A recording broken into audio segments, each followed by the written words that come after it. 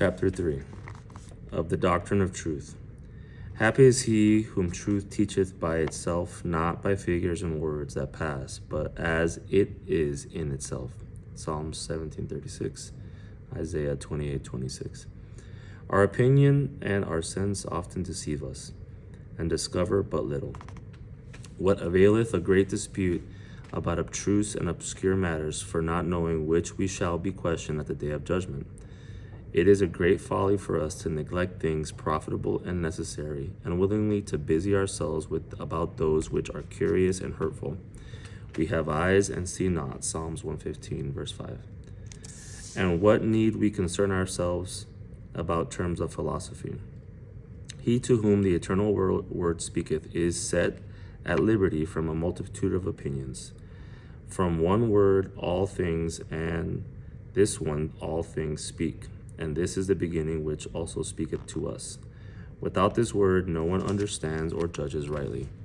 He to whom all things are one, and who draws all things to one, and who sees all things in one, may be steady in heart and peaceably repose in God. 1 Corinthians 2, verse 2.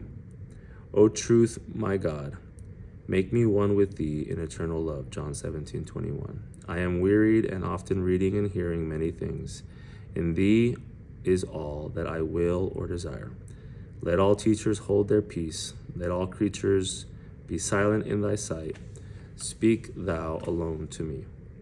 The more a man is united within himself and interiorly simple, the more and higher things doth he understand without labor, because he receiveth the light of understanding from above. A pure, simple, and steady spirit is not dissipated by a multitude of affairs, because he performs them all to the honor of God, and endeavors to be at rest within himself, and free from all self-seeking. What is a greater hindrance and trouble to thee than thine own unmortified affection of heart? A good and devout man first disposes his works inwardly, which he is to do outwardly. Neither do they draw him to the desires of an inordinate inclination, but he bends them to the rule of right reason. Who hath a stronger conflict than he who striveth to overcome himself? And this must be our business, to strive to overcome ourselves, and daily to gain strength over ourselves, and to grow better and better. All perfections in this life are attended with some imperfections, and all our speculations with a certain obscurity. The humble knowledge of thyself is surer way to God than a deepest search after science. Learning is not to be blamed, nor the mere knowledge of anything, which is good in itself and ordained by God, but a good conscience and a virtuous life are always to be preferred before it. But because many make it more their study to know than to live well, therefore are they often deceived and bring forth none, or very little fruit. Oh, if men would use as much diligence in rooting out vices and planting virtues as they do in proposing questions, there would not be so great evils committed, nor scandals among the people, nor so much relaxation in monasteries. Verily, when the day of judgment comes, we shall not be examined on what we have read, but what we have done, nor how learnedly we have spoken, but how religiously we have lived. Tell me, where are now all those great doctors with whom thou wast well acquainted, whilst they were living and flourished in learning?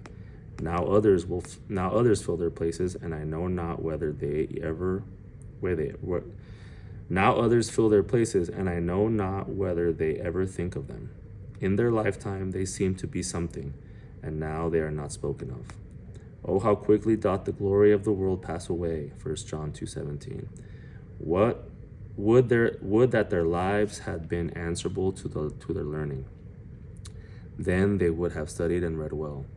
How many perish in the world through vain learning, who little care for the service of God? And because they chose rather to be great than to be humble, therefore they are lost in their own imaginations. He is truly great who is great in charity. He is truly great who is little in his own eyes, and holdeth as naught the pinnacle of honor. He is truly prudent who looks upon all earthly things as nothing, that he may gain Christ. Philippians 3:8. And he is very learned indeed, who does the will of God and renounces his own will. Practical reflections.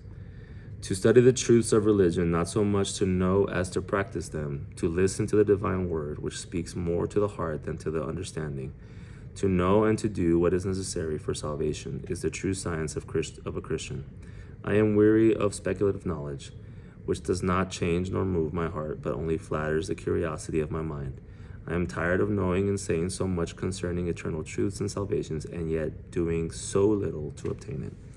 Prayer.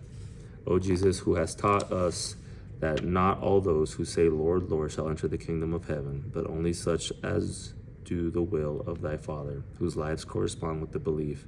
Grant us truly Christian spirit, a Christian heart, and guide us in paths of a Christian life. Grant that I may become detached from all things, and that in all things seek thee alone. Grant that I may direct all my knowledge, my whole capacity, all my happiness, and all my exertions to please thee, to love thee, and to obtain thy love for time and eternity. Amen.